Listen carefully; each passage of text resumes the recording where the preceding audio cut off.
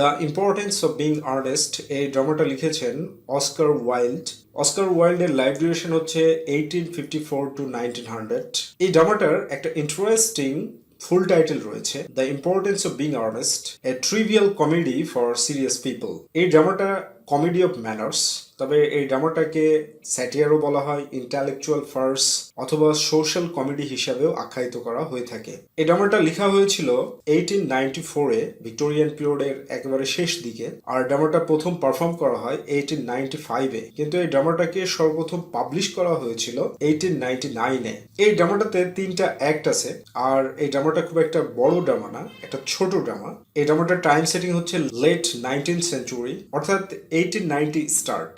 আর এই ড্রামাটার যে play setting সেটা হচ্ছে number 1, a stylish flat in London এবং a country house in Hertfordshire, একটা গ্রামের বাড়ি হার্টফোর্ডশায়ারের এবং লন্ডনের একটা ফ্ল্যাটে এই ড্রামাটাকে দেখানো হয়েছে। বিভিন্ন ধরনের থিম এই ড্রামাটাতে ফোকাস করা হয়েছে। ফার্স্ট থিম এখানে যেটা দেখানো হয়েছে সেটা হচ্ছে ম্যানার অ্যান্ড সিনসিয়ারিটি, অর্থাৎ ভিক্টোরিয়ান পিপুলরা কিভাবে জীবনযাপন করতো এবং তারা কোন বিষয়গুলোর উপরে সবচাইতে বেশি ফোকাস করতো। দ্যাট মিনস সিনসিয়ারিটি, ম্যাটেরিয়ালিস্টিক আউটলুকিংটা ছিল সবচাইতে ইম্পর্টেন্ট।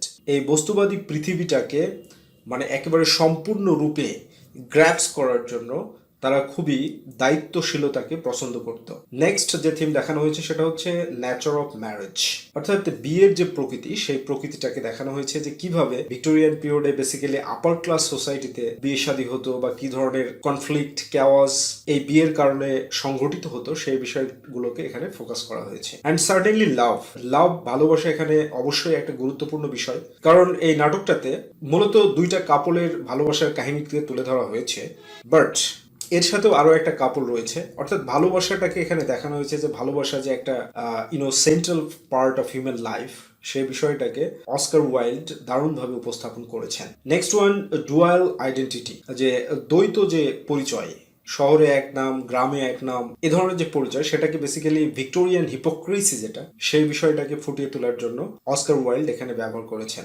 ল্যাঙ্গুয়েজ এই ড্রামাটার একটা গুরুত্বপূর্ণ থিম, কারণ এটা ক্রিটিকদের মতামত হচ্ছে এইটা যে অস্কার ওয়াইল্ড এই ড্রামাটাতে একটা ভার্বাল ইউনিভার্সিটি সৃষ্টি করেছেন, যে একটা যে উইটি ডায়ালগ মানুষের মধ্যে, ভিক্টোরিয়ান পিপুলরা যে তারা কতটা মানে জ্ঞানের সাথে বা উইটের সাথে কথাবার্তা বলতো এবং তাদের কমপ্লেক্সিটিগুলো ইনডিরেক্টলি প্রকাশ করতো, সেই বিষয়টাকে এখানে খুব চমৎকারভাবে ফুটিয়ে তুলেছেন। অ্যান্ড ফাইনালি রিভার্সাল বলতে যে বিপরীত দিক, এখানে মতামতের ক্ষেত্রে বিপরীত দিক, ভাষার ক্ষেত্রে বিপরীত দিক, ক্যারেক্টারের ক্ষেত্রেও বিপরীত দিক, কারণ আমরা জানি যে এখানে এই ড্রামাটার যে নায়ক বা প্রোটাগনিস্ট তার একটা ডুয়াল আইডেন্টিটি রয়েছে, এবং তার সাথে সাথে যে নেক্সট প্রোটাগনিস্ট হিসাবে আসে তারও কিন্তু দ্বৈত আইডেন্টিটি রয়েছে। সো আই হোপ তোমরা বুঝতে পেরেছো যে এখানে আসলে কোন বিষয়গুলোর উপরে ফোকাস করা হয়েছে। Now coming to the character list. তো এই ড্রামাটাতে বেসিক্যালি খুব বেশি ক্যারেক্টার ব্যবহার করা হয়নি। এই ড্রামাটাতে যে হিরো যার নাম, তার নাম হচ্ছে জ্যাক বা আর্নেস্ট, কারণ জ্যাক হচ্ছে তার গ্রামের নাম আর আর্নেস্ট হচ্ছে তার শহরের নাম। আর এর কারণেই এই ডুয়াল আইডেন্টিটি, দ্বৈত যে পরিচয়, সেই পরিচয়টা এই ড্রামার একটা থিমে পরিণত হয়েছে। আর জ্যাক একজন ধনী ব্যক্তি, আর তার বয়স হচ্ছে 28 বছর, সে এখনো বিয়ে শাদী করেনি। এই ড্রামাটার যে হিরোইন তার নাম হচ্ছে গোয়েন্ডোলেন ফেয়ারফক্স। খুবই সুন্দরী একটা মহিলা এবং সে খুব ইন্টালেকচুয়াল একটা মহিলা। আর গোয়েন্ডোলেন ফেয়ারফক্স হচ্ছে লেডি ব্র্যাকনেলের মেয়ে আর জ্যাকের গার্লফ্রেন্ড বা বেলাভেড, যাকে জ্যাক বিয়ে করতে চায়। তো আমরা এবার চলে আসতে পারি হচ্ছে সাইড নায়কের ক্ষেত্রে। এই ড্রামাটার সাইড নায়ক যে, তার নাম হচ্ছে অ্যালজার্নন মনক্রিফ একজন ধনী ব্যক্তি, এও একজন ধনী ব্যক্তি, আর এ নিজেও ডুয়াল আইডেন্টিটি ব্যবহার করে, অর্থাৎ দ্বৈত পরিচয়। এবং এর মধ্যে একটা হিপোক্রিসি রয়েছে, সেটা হলো যে যখনই কোনো সামাজিক দায় দায়িত্ব তার কাঁধে এসে পড়ে বা তার সামনে এসে পড়ে, সেই রেসপন্সিবিলিটিটাকে অ্যাভয়েড করার জন্য সে কিন্তু তার একটা ইমাজিনারি বন্ধু যে বানবেরি যার নাম, তার অজুহাত দিয়ে সে গ্রামে চলে যায়। সো নেক্সট ক্যারেক্টার সিসিলি কার্ডিউ এই নাটকটার সাইড হিরোইন, এবং সিসিলি কার্ডিউর বয়স হচ্ছে 18 বছর। আর এই সিসিলি কার্ডিউকে আমাদের যে এই নাটকটার হিরো জ্যাক বা আর্নেস্ট যেটাই বলো নাম, সে কিন্তু এর গার্ডিয়ান, আসলে এর পিতামাতা না, এর গার্ডিয়ান, কারণ এখানে উইল অনুযায়ী সিসিলি কার্ডিওর গার্ডিয়ান করা হয়েছে জ্যাক বা আর্নেস্ট ওয়ার্দিংকে। আর সিসিলি কার্ডিওর বয়স হচ্ছে 18 বছর। সিসিলি কার্ডিও তার যে গভর্নেস মিস প্রিজম, তার কাছ থেকে সে জার্মান ল্যাঙ্গুয়েজ বা জার্মান ভাষা শেখে। এ হচ্ছে মেজর ক্যারেক্টার। এরপরে যে মেজর ক্যারেক্টারটা আসে সেটা হচ্ছে লেডি ব্র্যাকনেল। লেডি ব্র্যাকনেল হচ্ছে গার্ডিয়ান অথরিটি, অভিভাবক শ্রেণীর একটা চরিত্র।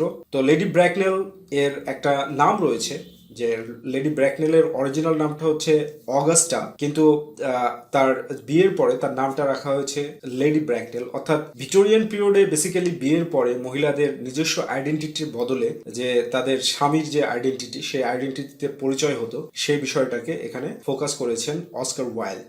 Next character miss prism. Miss prism a major character না, কিন্তু একটা ইন্টারওয়েভেন এই ক্যারেক্টারটা প্লট কনস্ট্রাকশনের সাথে, কারণ মিস প্রিজম এর মিস্টেকের কারণেই এই নাটকটা সংগঠিত হয়েছে, বা এ ধরনের একটা সিস্টেমেটিক ভাবে অস্কার ওয়াইল্ড দেখিয়েছেন যে ভিক্টোরিয়ান পিপুল কিভাবে তারা ক্লাস ডিফারেন্স করত, তারা জীবনযাপন করত, তাদের ওয়ে অফ দ্য ওয়ার্ল্ড, সেটাকে কিন্তু উপস্থাপন করেছেন। আর মিস প্রিজম প্রফেশনালি একজন গভর্নেস, এখনো স্টিল অবিবাহিতা, এবং সে এই নাটকটাতে বেসিক্যালি দেখা যাবে যে সিসিলি কার্ডিউয়ের গভর্নেন্স হিসেবে সে কাজ করছে, আর মিস প্রিজম সিসিলি কার্ডিউকে জার্মান ল্যাঙ্গুয়েজ শেখাচ্ছে।